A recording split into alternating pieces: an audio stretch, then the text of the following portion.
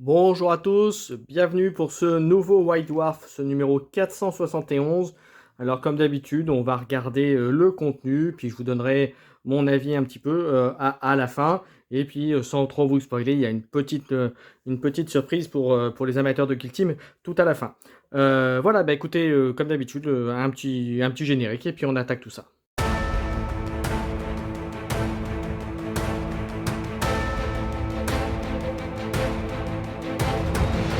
Et on commence ce White Dwarf numéro 471. Alors, comme à son habitude, on a la petite feuille, la petite introduction, avec bien sûr le truc pour s'abonner, le sommaire, voilà, que vous avez. Donc, on vous indique que dans l'encart, vous allez avoir le bingo, et comme d'habitude, l'encart est au milieu. Donc, vous allez voir, c'est pas très très pratique. On continue avec les contacts, toujours, avec des belles figurines peintes.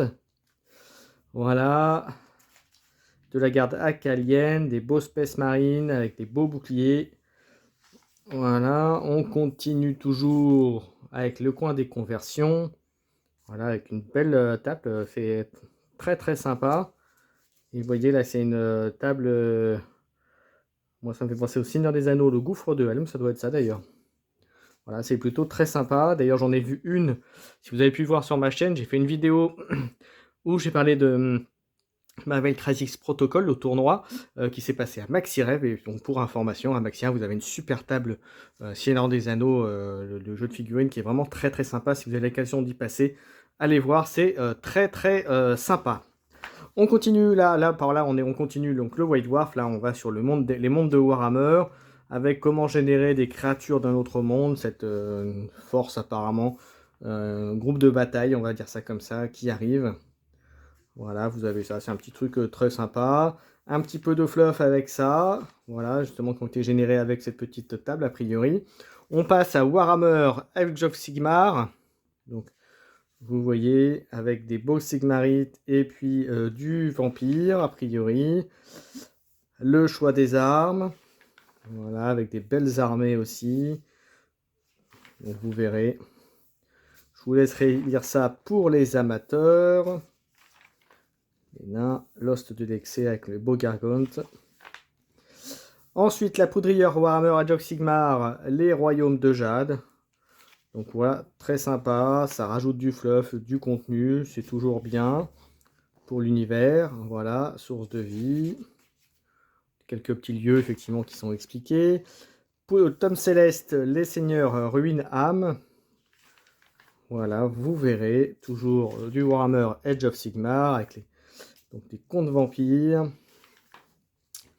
Mise à jour Gravelord, Sublight Gravelord, donc justement voilà, pour les amateurs, toujours Age of Sigmar, donc jeu livre, jeu égal.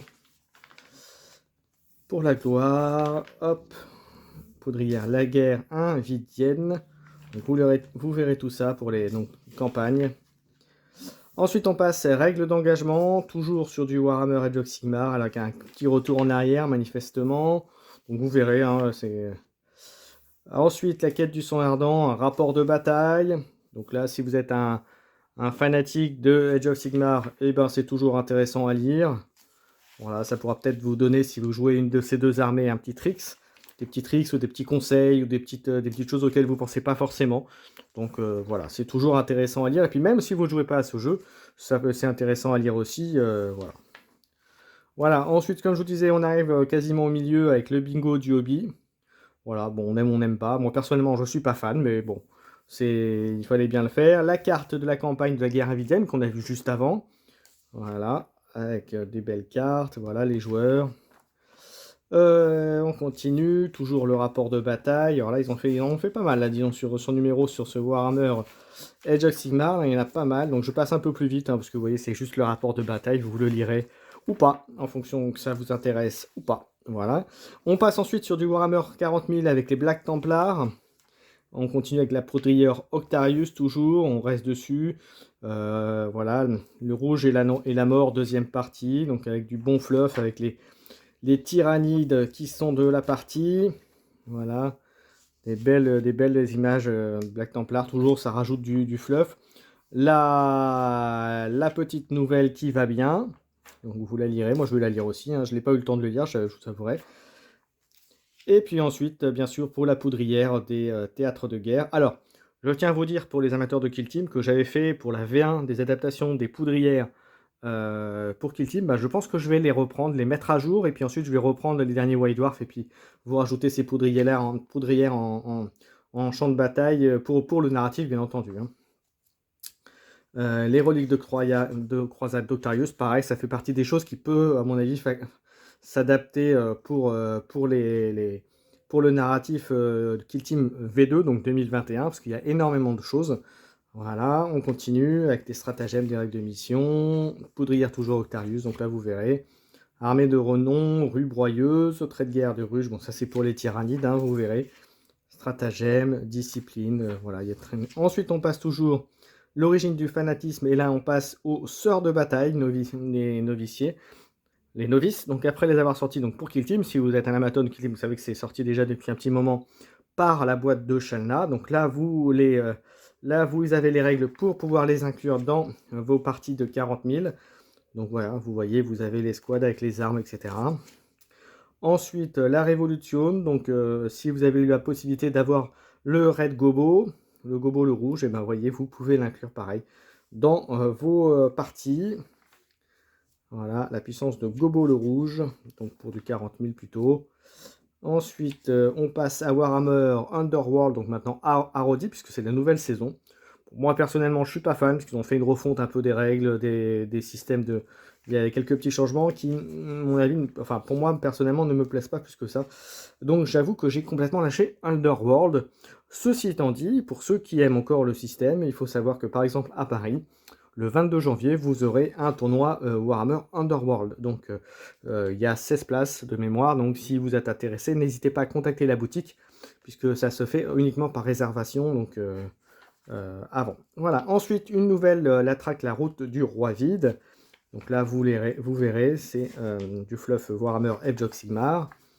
Ensuite, on passe sur la partie Middle Earth, donc Terre du Milieu.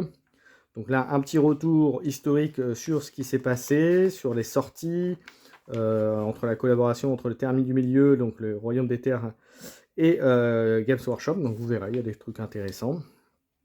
C'est pas mon truc préféré, j'avoue, mais bon, c'est toujours intéressant à lire. Ensuite, pareil, on continue les scènes des Terres du Milieu, donc des beaux diaporamas, des belles figurines qui ont été peintes, des bons petits trucs. Donc voilà, pour ceux qui aiment.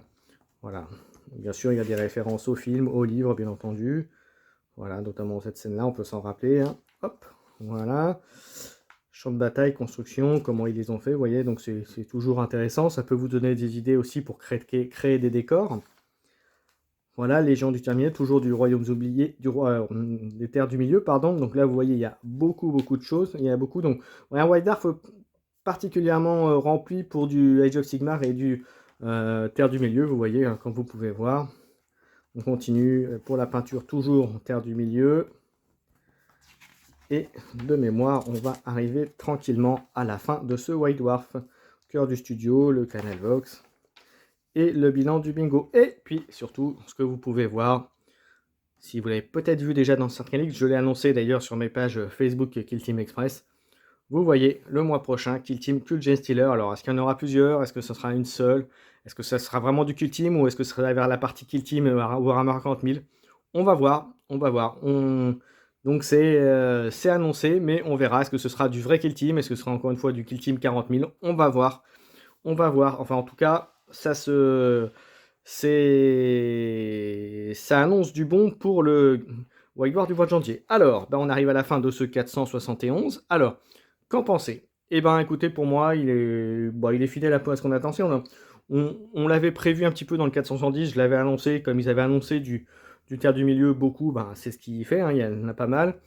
Après, il y a beaucoup de Age of Sigmar aussi, un peu moins de 40 000 pour une fois, il y en a, mais un peu moins, pas proportionnellement en tout cas. Bon, c'est un numéro qui est pour moi est moyen, il n'y a pas de kill team, mais il est pas non plus mauvais, donc voilà, il est fidèle à ce qu'on pouvait attendre un numéro comme ça. Maintenant, c'est un numéro de Noël.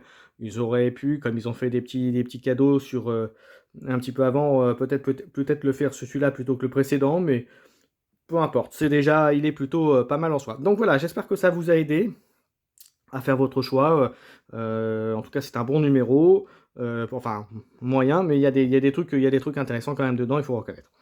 Donc voilà, bah, j'espère que ça vous a plu. N'hésitez pas, comme d'habitude, à liker la vidéo pour que les gens qui aimeraient trouver ce contenu puissent le trouver facilement. N'hésitez pas non plus à vous abonner à la chaîne si vous aimez le contenu et si vous voulez aussi avoir les alertes quand je sors des vidéos, ce genre de choses. Donc voilà, en sachant que je ne fais pas que du White War, je fais pas que voilà, je fais pas que du Kill Team non plus. Mais voilà, j'essaye de faire pas mal de choses. Donc voilà, donc si vous voulez soutenir la chaîne, déjà ce contenu-là, c'est surtout le petit pouce, l'abonnement à la chaîne. Si en plus vous voulez m'aider pour que je puisse m'équiper en matériel pour pouvoir vous fournir d'autres choses intéressantes et puis aussi vous fournir des petits lots aussi à vous faire gagner, et ben sachez que vous pouvez m'aider sur le Tipeee ou sur le PayPal dédié à la chaîne, voilà, en sachant que je le dis et je le redis, tous si j'ai des dons, ces dons-là vont aller exclusivement au bénéfice de la chaîne, donc amélioration, création de contenu ou création de cadeaux pour les abonnés. Voilà, j'en ai terminé, j'espère que vous avez passé un bon moment en m'écoutant, et puis je vous donne rendez-vous pour le prochain White Dwarf. Et puis en attendant, je vous souhaite de bonnes fêtes, et puis comme il n'y aura pas de White Dwarf avant l'année prochaine, bah, je vous souhaite tous, même si c'est un peu beaucoup en avant, je vous souhaite quand même une très bonne année 2022. Voilà, ciao tout le monde, ciao ciao.